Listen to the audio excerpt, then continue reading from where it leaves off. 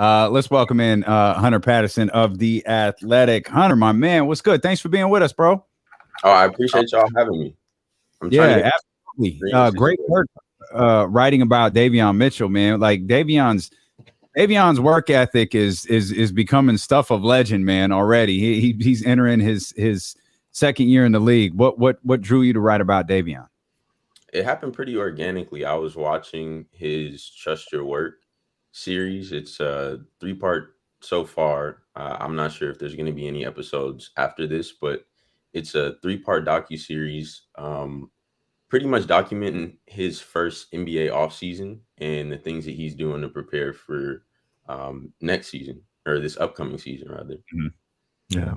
First of all, Hunter, I mean, it's a trip that, and a positive trip to see you here on the show, to see you writing articles about Davion Mitchell. I met Hunter.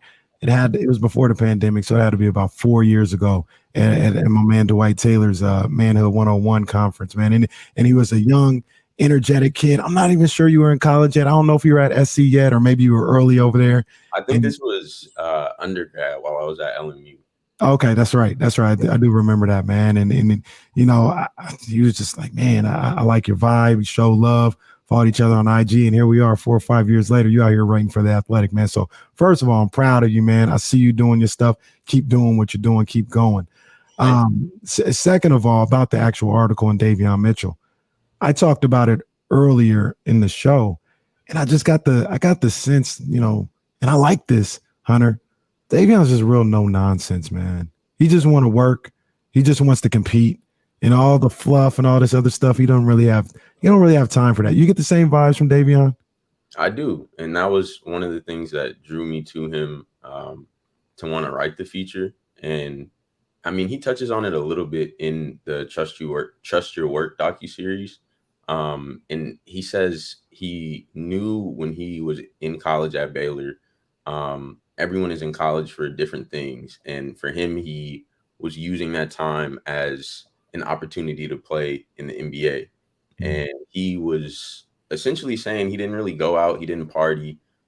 He didn't have the conventional college experience, if you will, because he was so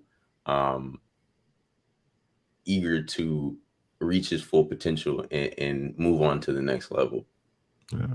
He mentioned, and I think he references his time in Baylor in this part, but he told you, like, and this is something I haven't really heard him talk about before, but he has a series you talk about, trust your work. Like he wasn't trusting in it first.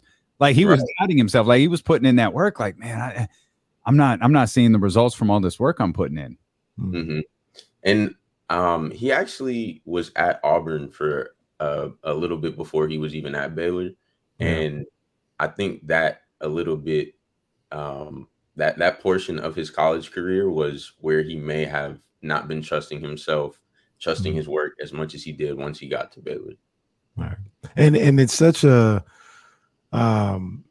human emotion, right? Mm-hmm. We talk about this on our other podcast, Nipsey Hussle, and we talk about it with Rick Ross, where these guys who are super successful, they, much like everybody else, reach a point in their career and their journey where they're like, man, I'm not feeling it. Like I'm not seeing the results that I wanted to see.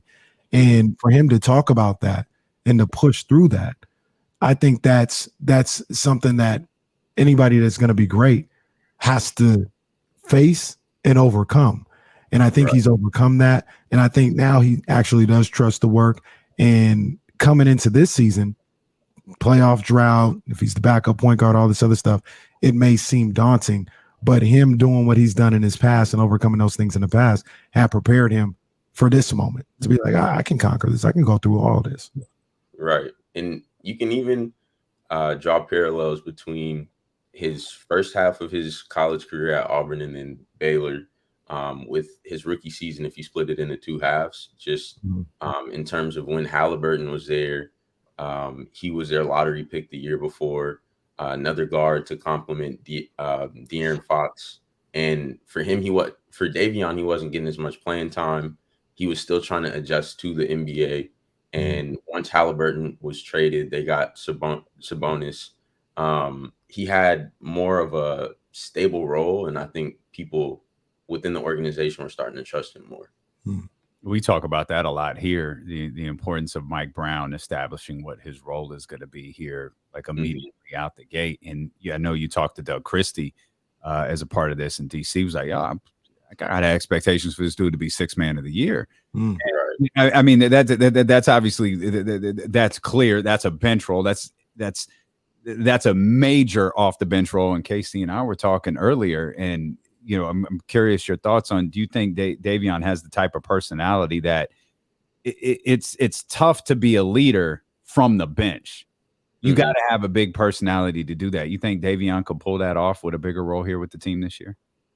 Yeah, I think I would characterize his leader style as more of showing rather than telling. And so I think the way he goes about his work, he was having 2-a-day workouts this off season, and people on the team, I think, will recognize the way he goes about preparation and making sure he's in the best shape for games. And I think that'll rub off in terms of teammates seeing the way he goes about his career and preparation. So I think he's a lead by example type person. I agree with you, Hunter. I think he is that type of guy and that type of leader. However, I wonder this. I wonder if that first year, he's a rookie. He's coming into the league. He's just trying to get in where he can fit in. And, he's not ruffling feathers or anything like that.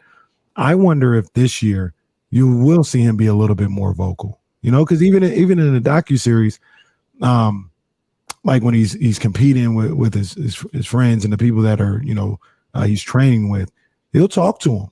He'll talk crazy to him. You didn't see that in his rookie year. And I just wonder if this year overall, whether it's talking trash or motivating or, getting on somebody for missing an assignment, I think he might end up being a little bit more vocal than we're used to seeing him this year. I agree. I think he could be a spark plug off the bench and someone who is directing traffic and holding his teammates and himself accountable. So, and like you said, in the docuseries, he on the court, he may seem a bit meek and to himself and not really too demonstrative, but when he's with his friends and he's hooping in workouts, he has a lot of personality. So I think the more he gets comfortable in SAC, the more we'll be seeing that. You think he'll be more vocal this year? I think so. Yeah. I think he has it in him, and I think he didn't. Casey, like you mentioned, he didn't want to really ruffle any feathers. So I think he's adjusted. He's feeling comfortable, and that's a role that he's very capable of taking on. It's great stuff, Hunter. We appreciate you, man. Great article. Thanks for joining us. You got strong Luke Walton vibes. Oh, really? To the deep voice, yeah. Like you could definitely introduce slow songs on Sirius XM. You and Luke Walton would have a hell of a 2-man show over there on like, chill R&B or whatever the channel is called. Yeah, that's what's up. I appreciate it. We appreciate you, Hunter. Thanks, bro. Hunter, man, proud of you, man. Keep doing what you're doing, man. We're gonna be talking for sure. Most definitely. I'll be in touch. Appreciate you. All right.